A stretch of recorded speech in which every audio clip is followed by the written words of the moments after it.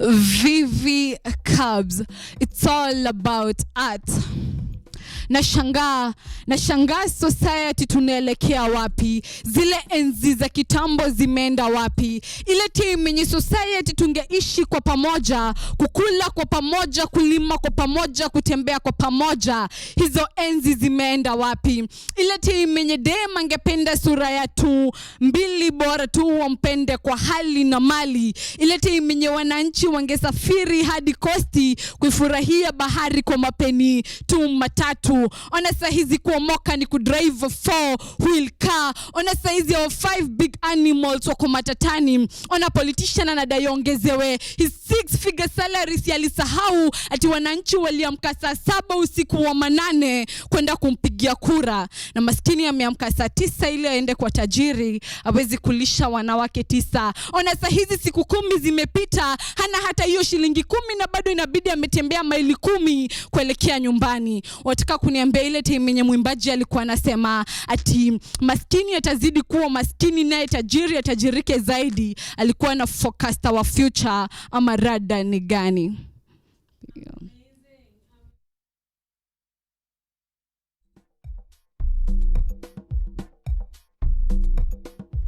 Tunaanza na that is definitely Vivian, and I'm so excited to have you here. I want you to introduce yourself to guys at home. Tuambie wewe ni nani, unafanya nini? Yeah, Vivy Kabz. I'm a poet. I'm also an actress. Yes. A beadwork artist, and a student at Karatina University. Hey, so you have a couple of titles in your bag. You do a number. You have to secure the bag. By all means, you are in what year in Karatina University? That year. That year. Yeah. You are doing the most. You are definitely doing the most. I want to know. Thank you. Let's start with what brought you here today. Poetry. When did you start doing poetry? Okay, I started doing poetry since I was small, but as for spoken word poetry, I started when I was around Form 3. Yes. So yeah, I was watching shows, watching teardrops, poetry shows and stuff, and it was really motivating. So I started just writing down, and yeah, it became a passion. But professionally, since 2020, from 2020 to 2021. Yeah. And you have had the grace to perform in a number of places. How has that experience? Which places have those been? Okay. And zimekupatia umefeel your platform imekugrow kiaje? Amazing. Yeah. I have been to Kikao open mic. I've been to poetry show. Yeah. I've been to Talanta Mtaani, or rather Mtaani live show, Gilgil Naivasha edition. Yeah. I've been to several TV stations, and I just love it. So far so good. I've been to live events, and it has been good because I'm getting the platform, and it's what I love doing more. So yeah, I just love it 100%. Yeah, amazing. Before the second piece, nataka tusonge kidogo away from poetry. Yeah. Beadwork. What kind of beadwork do you do?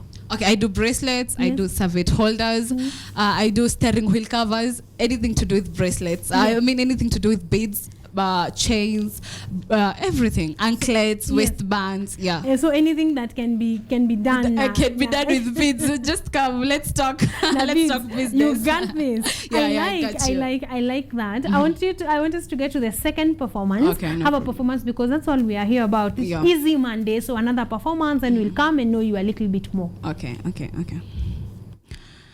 Gender equality ndo food yenye nowadays tunalishwa.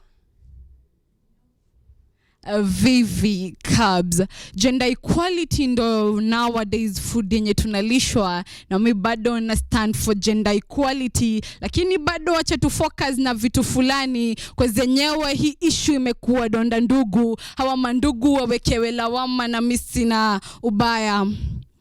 So ulimchochati alikuwa pregnant, at giving her body to you was just a pretty issue. So ulijua vizuri sana ulikuwa ataka kumtumia cut tissue, venye ulimtumia si ulijikata. Okay, ulikuwa ushakuwa player design, ulikuwa unamcheza, si ulikuwa ushaturn body yake kuwa playground, na venye ulikuwa unakula groundnuts ili uweze kumkaranga. Oh my god. So si alikuwa anajua tu ulikuwa player mbigi, venye ulikuwa striker mara ulikuwa defender, lakini kuna kitu yenye hange ungeweza kufanya. Ulikuwa goalkeeper lakini hii ball yako haliweza kuishika, so silikuwa ishakuwa goal. But ni aje venye alianza kusokotwa na tumbo ukaanza kudai ajikate, si ulimkataa na kila time akitembea kwa society unampointia fingers ukisema yule dem amejiwaste aje, na wewe ndio ulimwambia ati ungeweza kumpea all, kwani siku hizi mtu ana have kupay for love. Si alikuwa anakupenda, mbona ukaamua kumtenda hivi?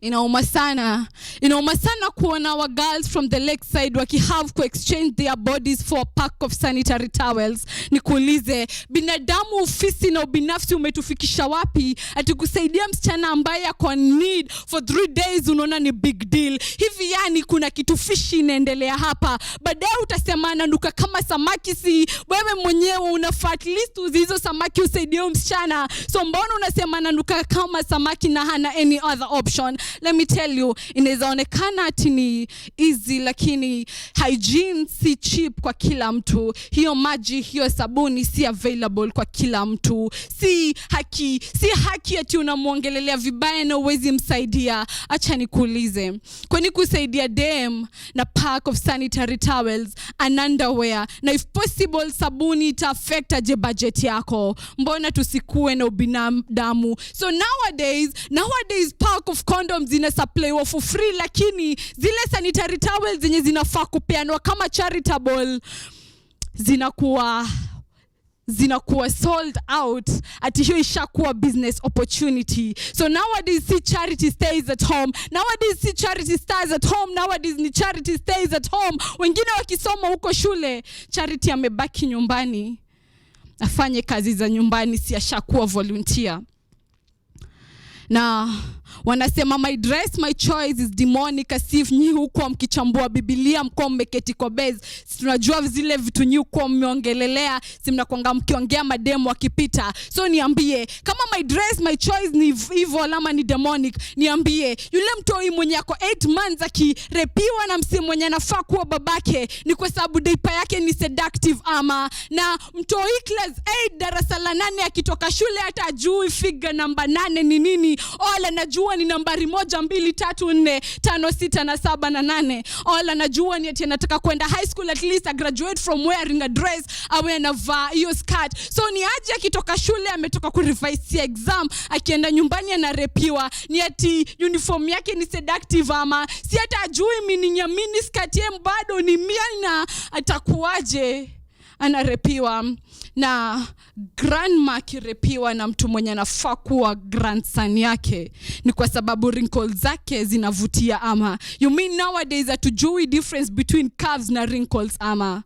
Manze inauma, na hii ni kitu yenye tunafaa kuongea kwa sababu yes kuna girl empowerment huku juu, lakini deep down vitu kwa grao bado hazija change. So hizi ni vitu zenye tunafaa kuongea, na kama hamtaziongea si tutaziongea kwa sababu sisi ndo tuko hapa kuziongea.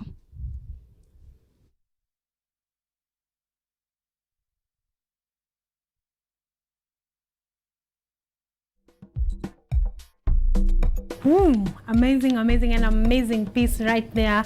Long enough, thoughtful enough to make you enyewe ufikirie your story pia wewe. The most logical next question for you, Viv, would be what is the inspiration for your pieces? Mostly it's my experiences, what happens around the society. Yeah. And we have social media, you seeing what is happening.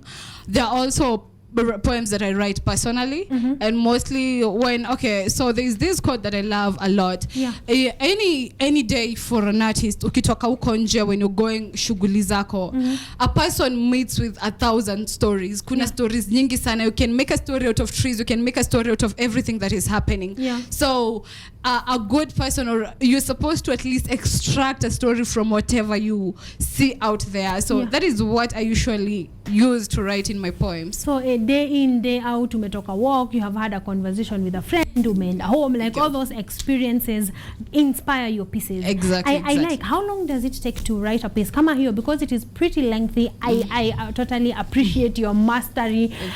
How long does it take to do that? It depends with the poem. first of all, what you do when you get the idea, it's just like you're given an issue and you have 40 minutes to write, but you don't know what you were supposed to write, so you have to bring your thoughts together and come up with a piece really fast. So what happens is you just have the idea, and when unatembea kabla uchukue hiyo kalamu uko na lines zenye umeunganisha, and then when you take the paper you just find the ideas coming back to back. Exactly. And but it doesn't end there, because after the thing, you have first of all to record, listen to it, and also, you know, they change it, edit it, you know, with time unaona hapa ifai kuwa hivyo. Exactly. Yes. And then now there is the part where you have to master it, because you're not reading from anywhere. So how long does it take to master? Because it's what you've written, it's what has come out of your mind, and of course when you're writing, you're reciting it. It can take maybe a day, and so it's not very hard. It's not very hard. Were you able to cram things very easily back in high school? Because some of us cannot even retain two. Okay, I'll not say I made it, but we were trying. Yes, we were trying. That's what we're doing, translating the whole night, you know. You guys are talented in that way. So in the creation process of a poem, what is the hardest part? Is it the getting the idea, the writing, the cramming, the editing, which is normally the hardest part of writing a poem? I think the hardest part of writing a poem is deriving the idea into something. It's creating the poem from something. You know, you're starting from scratch. So putting it together into something beautiful, something that people are going to relate with, that's, I think, the most hardest part. That takes a while. That distinguishes you from everyone else, gives you your own voice and rhythm. I like that. What are you studying in campus? I'm studying human resource management. Aspiring human resource manager. Okay. Yani unataka hizi titles zote. Tunajaribu. Kila mahali, everywhere mpaka ijipe. I like that. I want to give you a chance for a second performance. Sure. When we come back, we will be talking challenges and future plans. Okay. Yes. Vivy, Kabz. Mommy, you see, maybe I should narrow these down, or maybe I feel that such a wonderful name should not be narrowed just to 3-lettered word, Mom. Well, I have many things that I have to tell you, but I'm afraid that you might not understand them in just words. I want to tell you big things. I want to repay you 100 and more times, but maybe that will not be enough. So my kind request is that you might listen to this piece, and I hope this piece may be a peace for all the wrongs that I've done, all the pain that I've made you go through.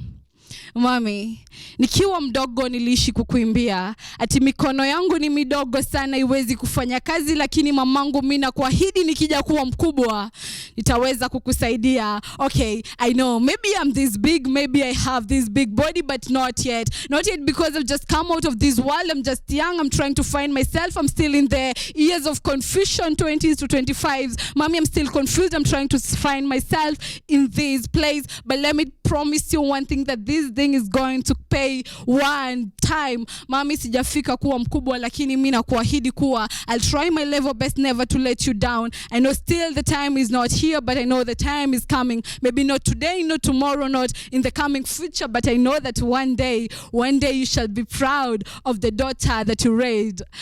I know when I was young, I was a mischievous kid. I know you beat me severally. Sometimes I did mistake that I was not supposed to do. I mean, sometimes ungenituma kununua sukari nipate ishamwagika. Si ati nilikuwa nataka. I was just a kid who was trying to be something, or rather I was just a child who was trying to explode the world. But I'm sorry for all the things that I've done.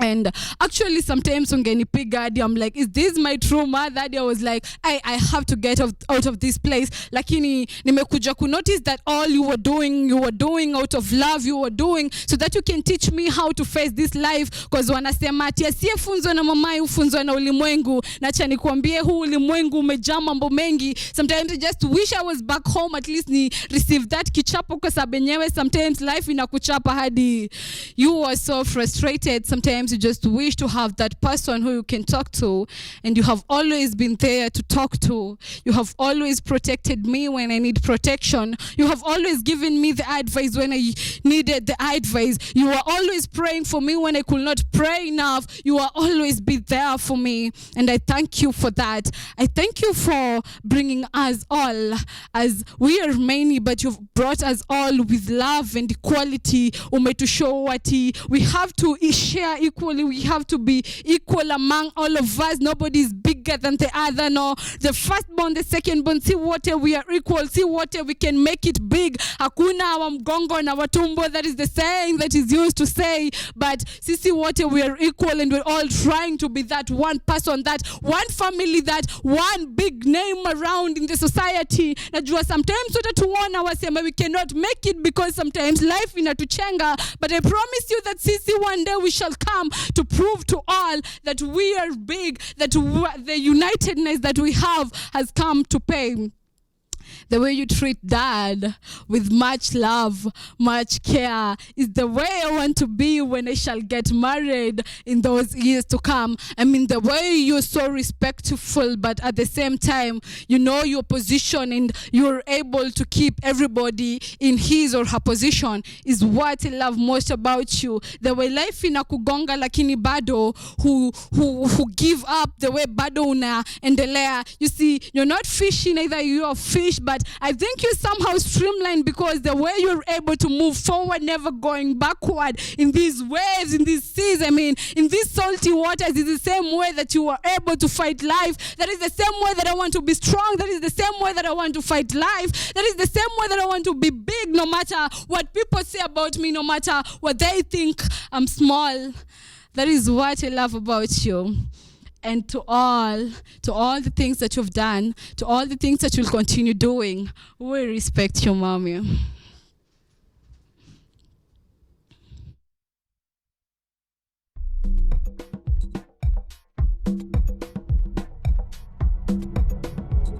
That is a piece right there on momhood, and I think everyone can definitely concur with Viv's words to their mother, because we have come from so far. We have learned so many things about our moms, and that is definitely an interesting piece. Viv, you are a student doing many other hustles hapa na pale. What are the challenges of being a young poet? First of all, it's getting the platform. Okay, for example, I'll talk about my case. Most of the platforms are here in Nairobi, so having the transport and and also getting, it's not like we are greedy or anything, but you have to understand that the finances have to be there so that you can also invest. So okay, that is a challenge, but I believe that you can also create you can use the space that you are in to just create more opportunities. Yes. Yeah. Amazing. Where are we seeing Viv in the next and near future? I just pray to God that I shall be doing big gigs. Yes. And also I want to be having a forum where I not only rise alone, a platform where, especially for kids. By the way, I have a child that I'm mentoring. Ivin, she's my cousin, an upcoming poet, by the way.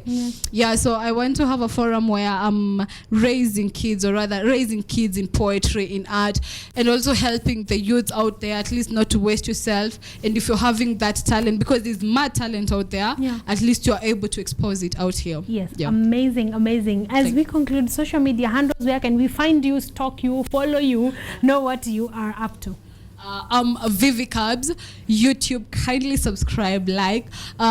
Facebook, Instagram, Vivy Kabz. Kama unataka email, we can meet nyuma ya tent. Yeah, and kindly let me big up some people. Yes, please. Yeah, the Skaz family, big up. I know you're watching. The Sky Art Production, Wako Show, my family. Thank you. And Poet Najisife, niliambiwa nitapigwa. Yeah, big up. If you actually don't. Wow, thank you so much. Thank you. You are doing an amazing work. I can't wait to see what the future holds for you. All the best as you venture to Poetry Deeper 2021, 2022 and the years to come. All the best. Guys, that was Vivy Kabz, and she is doing amazing. Follow her, subscribe, like her work. Let's support this girl, okay? Yes, that is the end of our last and final launch. We are taking a very short break. We will be right back to close.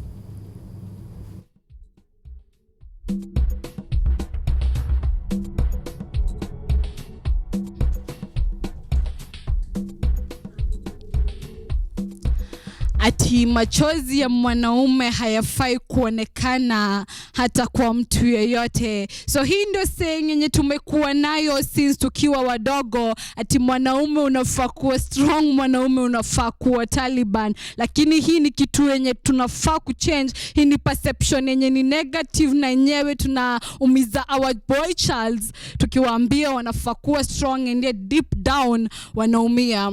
So niambie, ni aje ati baby boy ama baby girl anapewa pampers akizaliwa, anafungwa pampers na unajua amedecoratiwa na zile pink dresses, zile cute baby dolls, lakini mtoto kijana ama baby boy anafungua matambara ati yeye ni strong na zile vitu zenye anaambiwa achezee na jitengenezee gari za waya na atumie makaratasi kujitengenezea mpira. Niambie, hiyo ni fair kweli? Na wakicheza huko nje mtoto waanguke, girl child anaambiwa pole mami, usijali, hiyo ni life. Lakini boy anaambiwa ati wewe unafaa kuwa strong, wewe ni bazoo. Tangu lini mtoto akakuwa bazoo? Ama ni kweli ama ni ati siku hizi uchungu ya dem na ya boy ni different?